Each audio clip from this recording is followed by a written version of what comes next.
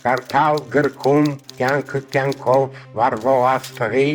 և անհայտի խորհուրդներում կերտել չամփան ներկեսիքի։ Գաղտնիքների սանձը արծաթ դնել հաստատ ջերմ ձեռքերով և հավատքից վշտով ռաթափ քշել քոդին մտրակելով։ Ամեն մի վայրկյան մի գնացք է անցնում, հայտնի և անհայտ հուշի վայրերում։ Ցուրում է ռավար շոգեմեքենան և մենք լուր կանգնած առջևը դրան, կաչկոտող օրվա թրտի շուշուկով ասում ենք նրանց մնաք բարով։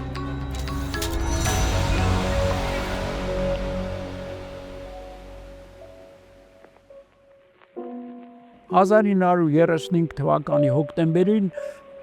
Վիլժուիֆում Փարիզին մերձակա այդ բժշկարանում, բժշկանոցում, չեմ ուզում ասել հոգեբուժարան, այդ բժշկանոցում իր մահկանացուն է կնքում Կոմիտաս վարդապետը, մեր ժողովրդի ողբերգության ամենախորունկ, այսպես ասած, ամենանշանակալից երևի խորհրդանշան կերպարը, մարդ, որ իր կյանքի և կենսագրության մեջ ամփոփել է, ամբողջացրել է մեր ժողովրդի ամբողջական նկարագիրը, կերպարը, բնավորությունը, թերևս այդպիսին էր մեկ էլ Խաչատուր Աբովյանը։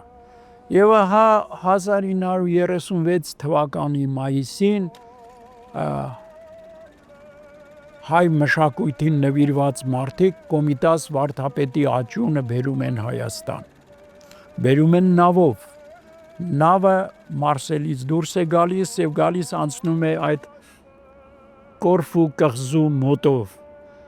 և այս երևույթը ավելի նորացնում, թարմացնում, խորացնում է Կոստանդզարյանի ողբերգությունը։ Ահա ննջեցյալ Կոմիտաս վարդապետը կարող է գնալ Հայաստան, բայց ինքը չի կարող, ինքը զրկված է այդ հնարավորությունից։ Եվ 36 թվականի մայիսի վերջերին գրում է Կոմիտաս վարդապետին նրա աջունը Հայաստան տեղափոխելու առթիվ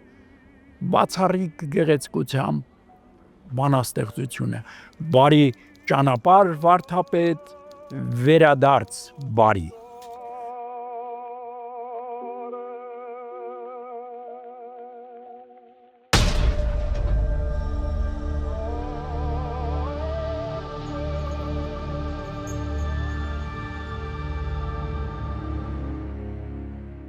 Քաղաքական ցնցումների և մրրիկների մեջ Եղեռնից մազապուրծ մի բուռ ժողովուրդ իր վերջին հողակտորի վրա ներքին և արտաքին ջլատումների, ուժասպառության, հուսահատության պայմաններում բոլորովին անօգնական վիճակում գերմարդկային ճիգով ու նվիրումով ջանում է երկիր և պետություն ստեղծել։ Երկիրներ և աստվածների շարքում պետք է լիներ մի գրառումով Հունաստանը, իբրև հնագույն քաղաքակրթության երկիր, Իտալիան, իտալական ռենեսանսի երկիրն է վերածննդի և այլն, բայց այդ գրքերը չեն գրվել, տարբեր պատճառներով։ Ինքը մտածում էր, որ երրորդը պետք է լինի Հայաստանին նվիրված և պետք է կոչվի Հայաստանում։ Դա էլ չի գրել, բայց գրել է։ Այդ երրորդ գիրքը, որի համար նախապատրաստություններ են եղել իր ասելով Սպանիան և Ամերիկան, Նավը լեռան վրա վեպն է։ Նավը լեռան վրա վերնագիրը բազում իմաստներ ունի, բոլորն էլ ներքին կապով իրար հետ կապված։ Ակնհայտ է հենց իրական սյուժեից բխող իմաստը, ակնհայտ է նաև հղումը Նոյան տապանին։ Բայց Նավը լեռան վրա արտահայտությունը Կոստանդզարյանի համար թերևս առաջին հերթին նշանակում է Հայաստանի կորսված պետության և պետականության վերականգնումը։ Իր ասելով այն պետք է նվիրված լինի հայ ոգու բնազանցականին։ Եվ այդ խոսքից մեջ, ասածից մեջ ուզում եմ արտահայտել, ուզում եմ տեսնել մեր ժողովրդի ստեղծած հոգևոր, բարոյական եւ ֆիզիկական գեղեցկության ամբողջություն է, ինչ է ստեղծել մեր ժողովուրդը բարոյական առումով, հոգեկան առումով, կառուցողական առումով եւ այլն։ Ուրեմն դա իր ասելով պետք է լիներ կտակի նման մի բան։ 1939 թվականին նավը լեռան վրա վեպն արդեն ավարտված էր։ Կոստան Զարյանը վաղուց ի վեր իր մեջ մշակված ու հասունացած գլխավոր խոսքն ասելու համար նախընտրում է գեղարվեստական արձակը եւ վերադառնում է վեպի ժանրին։ Թարգմանվել էր իտալերեն, թարգմանվում էր նաև գերմաներեն եւ պատրաստում էր ուրեմն հրատարակության, բայց 1939-ին, նույն 39-ին սկսում է երկրորդ համաշխարհային պատերազմը եւ գրքի տպագրություն եւ այլն ամեն բան դառնում են անհնարին եւ Կոստան Զարյանը նույնպես որոշում է կայացնում գնալ իր սիրած երկիրը Ամերիկա, օվկիանոսը պաշտպանում է Եվրոպայի դարչնագույն ժանտախտից եւ ընտանիքով գնում է Ամերիկա։ Ամերիկայում էլ 1943 թվականին Բոստոն քաղաքում տպագրում է նավը լեռան վրա վեպը։ Ծավալուն վեպ է, վեպի տիտղոսաթերթը նկարել է, գեղեցիկ ձևավորել է իր նկարչուհի կինը Ֆրանսիսը, նաև իր կնոջ նկարած իր դիմանկարն է տպագրված այդ գրքում, յուղաներ դիմանկարը։ Նկարագրված իրադարձությունները տեղի են ունենում 1918-ից 20 թվականներին, եւ ինչպես գրողն է ընդգծում իր նախաբանի առաջին տողով, այս վեպը բուն իմաստով պատմական վեպ չէ։ Եվ այո,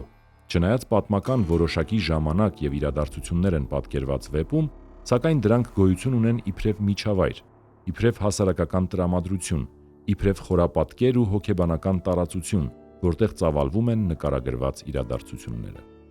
Վեպը շատ հետաքրքրական սյուժե ունի եւ նախապատմություն։ Բանն այն է, որ 1914 թվականին ռուսները մի նավ են հասցնում են Երևան Սեստրիցա Նյուշա անունով, որ պիտի տանեն Պարսկաստան, Ուրմիա լճի վրա իրենց ռազմական գործողությունների համար, որտեղ առաջին համաշխարհային պատերազմն է ծավալվում, այնտեղ իրենց պետք է գալու։ Բայց դեպքերը զարգանում են այնպես, որ ռուսական զորքը դեպի Պարսկաստանի սահմանը չի գալիս եւ նավը մնում է կայարանում այդպես ժանգոտած իր հարթակի վրա։ Երբ որ Կոստան Զարյանը գալիս է Հայաստան, իր գրական բարեկամը ազնիվ ու ամբասիր Ստեփան Զորյանը նրան բերում է կայարան եւ ցույց է տալիս նավը եւ պատմում է նավի պատմությունը։ Եվ այս նավը իր անբնական վիճակով հարթակի վրա նավը պետք է ջրում լինի, ծովի վրա, բայց ահա քարշակի վրա մի նավ է կանգնած։ Սա դառնում է այն խթանը, այն դրդապատճառը, որից պետք է ծնվեր վեպը։ Դրան նպաստում է եւս մեկ այլ պատմություն։ Մի հայ ծովային սպա Երվանդ Գասպարյան անունով եւ Սևանի նավագնացության հիմնադիրն է եւ նրա շիրիմը ամփոփված է կղզում եւ հիմա ամեն այցելու կարող է դա տեսնել։ Նավ է բերում հասցնում է Սևան, անունը դնում է Աշոտ Երկաթ, սարքում է այդ հին նավը, ոչ կայարանում մնացածը եւ անունը դնում են ուրեմն Աշոտ Երկաթ եւ դա լուղարկում է։ Նա լուղարկում է այդ նավը լողում էր Սևանի ջրերում։ Եվ Կոստան Զարյանը մտահանում է գրելու նավը լեռան վրա վեպը։ Նավը լեռան վրա գիտեի, ընդ որում սփյուռքյան հրատարակությունը։ Պետք է ասեմ, որ Կոստան Զարյանը շատ անսովոր կենսագրություն ունեցավ այս հարցի հետ կապված եւս։ Նա իրեն երբեք չհամարեց սփյուռքի գրող։ Մանավանդ եթե նկատի ունենանք լեզուն, որ արևմտահայերեն չէ։ Եվ առհասարակ իր պոետական աշխարհը այդ ընտանիքին չի պատկանում։ Բայց նաև Հայաստանում չիրականացավ, նոր է սկսվել հրատարակել, քան տարի հետո։ Դա էլ դեռ գիտակցված չի անգամ նույնիսկ իր արժեքը, իր մեծությունը եւ հետեւաբար մի տեսակ նրան կարելի է անվանել մեր գրականության միայնակը։ Մեր երկիրը նավ է, ուժ պետք է, խելք եւ կամք պետք է մեր սեփական միջոցներով նրան տեղ հասցնել, ասում է հերոսը։ Խորագրի իմաստներից մեկն էլ գլխավոր հերոսի ընթացքն է դեպի իր էություն։ Գլխավոր հերոսը անունը դեռ չենք տալիս, կատարյալ հայ դառնալու ճանապարհին է եւ անցնում է փորձությունների միջով, տվայտանքների միջով, տառապանքների, տարակուսանքների միջով եւ ինչպես որ կրակե քուրայից դուրս են գալիս մաքրված, կրակը մաքրում է ամեն ինչ, այդ բոլորից դուրս է գալիս ապագա Հայաստանի հայը։ Գլխավոր հերոսը ժամանակն է նրա անունը տալու հերավոր ճամփորդությունների նավապետ Արա Հերյանն է։ Հիմա այսպես Արա Հերյանը իր կյանքի բնական ճանապարհից դուրս է գալիս։ Ինչպես է դուրս գալիս։ Լուրը հասնում է նրան, որ Հայաստանում անկախություն է, Հայաստանը այլևս ինքնուրույն պետություն է, թողնում է իր աշխատանքը, իր ապահովված կենցաղը, սիրելի կին աղջիկ ունի այնտեղ Դաշա անունով, ամեն բան թողնում է եւ գալիս է Հայաստան։ Գիտեք, այսպես է սկսում նրա պատգամը, Կոստանձ Հարյանի պատգամը, թողնել եւ գալ Հայաստան։ Երկրի համար ծանրագույն ժամանակներ են, սովի, կարիքի, մեծ զրկանքների, քաղաքացիական պատերազմի ու քաղաքական ցնցումների, ահի ու սարսափի տարիներ են, բայց հերոսին հաջողվում է նավը բերել հասցնել մինչև Քանաքեռի բարձունքը։ Առաջին հանրապետությունը պարտվում է, բոլշևիկները մտնում են Հայաստան, եւ վեպը այստեղ ավարտվում է։ Հայաստանում Արա Հերյանի համար սկսում է հայտնագործությունների մի շրջան։ Հայաստանում ծնված մարդը կարծեք թե նոր է հայտնագործում իր ժողովրդին եւ նորովի է հայտնագործում։ Սևանում տեսնում է ժողովրդական մեծ տոնախմբություն, նրան ցնցում է հայկական պարը։ Այսպես աստիճանաբար նա հայտնագործում է ամեն բան, հայտնագործում է Հայաստանի բնությունը, կյանքը, կենցաղը, գիտեք ինչպես է պատկերված վեպում երկիրը, ամբողջությամբ համայնապատկերային ձևով։ Այստեղ Հայաստանը կա ամռանը, աշնանը, ձմեռվանը եւ գարնանը։ Կան օրվա բոլոր պահերը եւ դրանցից ամեն մեկը ունի իր գեղեցկությունը։ Կա հարթավայրը, կա լեռները, կան ձորերը եւ կիրճերը, բույսերը, ծաղիկները, այսպիսի անհուն սեր կա նաեւ կերպարի մեջ։ Սա Արա Հերյանի հայացքն է։ Հայրենիքը սիրելու համար նախ պետք է ճանաչել եւ Կոստանձ Զարյանը վեպի միջոցով մեզ սիրել է տալիս մեր երկիրը, մեր ուշադրությունն է հրավիրում այնպիսի բաների վրա, որոնց կողքով մենք անցնում ենք երբեմն չնկատելով գեղեցկությունը, խորքը, խորհուրդը եւ այլն։ Եվ վերջապես հերոսը Արա Հերյանը նավը Երևան հասցնելու ճանապարհին գտնում է իր իսկական ինքնությունը, իր եսը, իր կյանքի իմաստը։ Նավի վերելքը Արա Հերյանի վերելքն է։ Իրականությունը ձեռք է բերում առասպելական իմաստ, ավելի ցնցող, ավելի զորեղ, քան ինքը առասպելը։ Գալիս է Երևան, Հրազդան, Զանգու գետի կամրջով պիտի անցնի, այն պահին է գալիս, որ մարդիկ փախչում են Երևանից։ Իր նավը ինքը հասցրել է Քանաքեռի բարձունքին եւ ինքը կանգնում է, ինչ անի, միանա Հայաստանից հեռացողներին,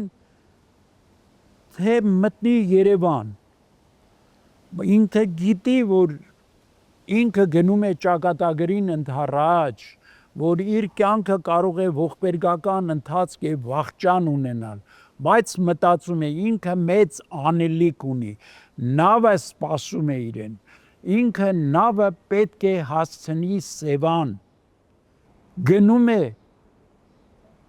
անկռահելի, անիմանալի ճակատագրին ընդառաջ հանուն Հայաստանի։ Միայն այդ դեպքում անկարելին կդառնա կարելի։